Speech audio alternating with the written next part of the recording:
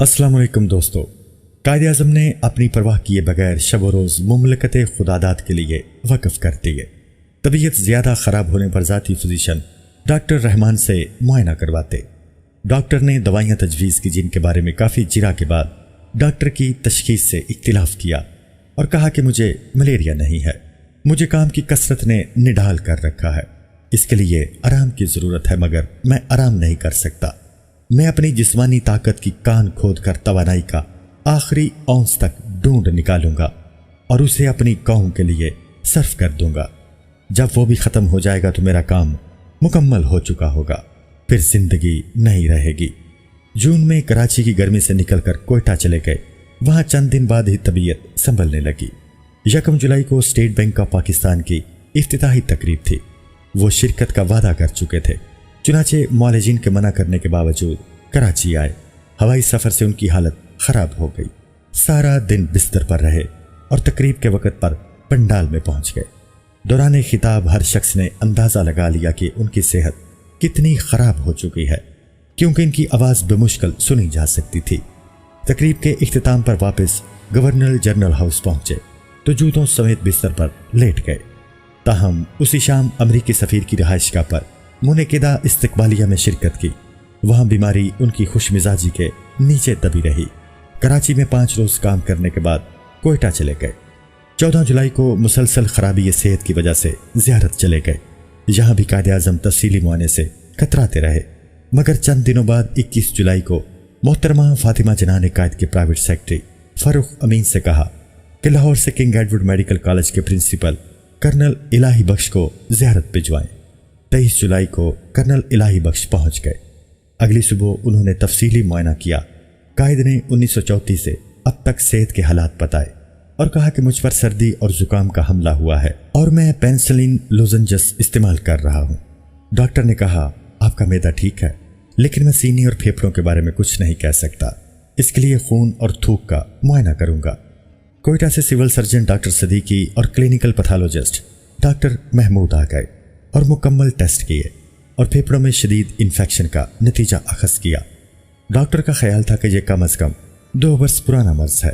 Doctor ने देखभाल के लिए लेडी कंपाउंडर की ज़रूरत महसूस की।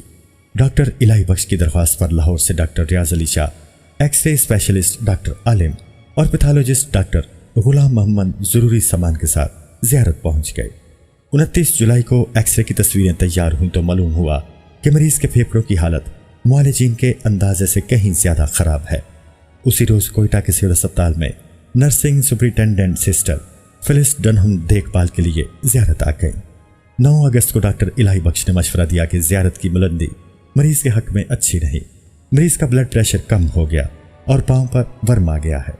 ज़ियारत से रवानगी के वक्त कायद ने मरीजों वाले लिबास में सफ़र करने से इनकार कर दिया। फातिमा जना उनका नया सूट निकाल कर लाईं। मैचिंग टाई और फूल लगाकर नेज़ चमकदार पंप शूज़ पहनकर स्ट्रेचर पर रेजिडेंसी से नीचे आए और बड़ी बम्बर कार में आहिस्ता आहिस्ता कोयटा की तरफ रवाना हुए। 14 अगस्त 1948 को कौम के नाम पैगाम दिया। कोयटा आकर चंद दिन बाद वो इस काबिल हो गए कि कमरे में चहलकदमी करने लगे। उन्होंने अंगूर और आड़ू खाए और एक दिन अपने मौलवी से कहा कि डॉक्टर, मैं सिगरेट पीना चाहता हूँ। मैंने कई रोज से सिगरेट नोशी नहीं की। डॉक्टर इलाही बख्श ने कहा, यस सर, सिर्फ 1 सिगरेट। शाम को डॉक्टर आए तो देखा एस्ट्रे में 5 टुकड़े पड़े हैं। मरीज ने कहा, जी डॉक्टर, मैंने 5 सिगरेट पिए हैं, लेकिन उनका धुआं नहीं निकला और फिर खिलखिला के बच्चों की तरह जोर से हंसे। 27 अगस्त को ईद उल फितर के मौके पर कौम के नाम पैगाम दिया। 29 अगस्त को यकायक उनकी कुव्वत इरादी जवाब देने लगी। 1 सितंबर को डॉक्टर ने फातिमा जना को बतलाया कि कायद पर हैमरेज का हमला हुआ है। उनकी हालत खराब होने लगी। 5 सितंबर को नमूनिया का हमला हुआ। पांव पर सूजन और जिस्म पर सुर्खी माइल दाग पड़ गए। 9 सितंबर को हालत तशवीशनाक हो गई। 10 सितंबर को कर्नल इलाही बख्श ने फातिमा जना को बता दिया कि उम्मीद की कोई किरण बाकी नहीं। अगली सुबह कोयटा के हवाई अड्डे पर 3 तैयारे उतरे। दोपहर 2 बजे कायद को स्ट्रेचर पर हवाई अड्डे लाया गया तो जहाज के अमले ने सलामी दी और इस पर कायद ने बमुश्किल अपना कमजोर हाथ उठाकर जवाब दिया। जहाज ने परवाज की और कोयटा के नाहमवार पहाड़ों पर 7000 फुट बुलंदी पर चला गया, जिससे कायद को ऑक्सीजन की शदीद कमी के बायस ماسک لگا دیا گیا۔ 4:15 بجے جہاز کراچی کی ماڑی پور ایئرپورٹ پر اترا۔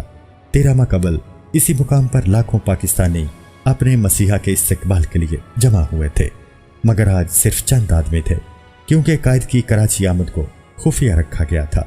قائد اعظم کو بھی ہدایت تھی کہ وہ گورنر جنرل اور بابائے قوم کے استقبال کے لیے ایئرپورٹ نہ آئے۔ جہاز کے پاس کرنل جعفر نولز کھڑے تھے۔ انہوں نے اسٹریچر باہر جاتے دیکھا، اور جب اسٹریچر کا رخ سورج کی طرف ہوا تو انہوں نے دیکھا کہ قائد اعظم نے اپنا ہاتھ چادر میں سے نکالا اور آنکھوں پر رکھ لیا تاکہ سورج کی روشنی ان پر نہ پڑے۔ اسٹریچر ایک فوجی ایمبولینس میں رکھ دیا گیا۔ فاطمہ جناح اور سسٹر ڈنہم بھی ساتھ سوار ہو گئیں۔ تقریباً 4 میل کا فاصلہ طے کرنے کے بعد گاڑی مہاجروں کی گنجان بستی سے ذرا آگے پہنچی تو انجن نے ہچکی لی اور پھر اچانک بند ہو گیا۔ فاطمہ جناح لکھتی ہیں کہ 5 منٹ بعد میں نیچے اتری تو بتایا گیا کہ ایمبولینس میں پیٹرول ختم ہو گیا ہے۔ میں کچھ دیر بعد اندر آئی تو قائد نے آنکھوں سے سوالیہ انداز میں دیکھا۔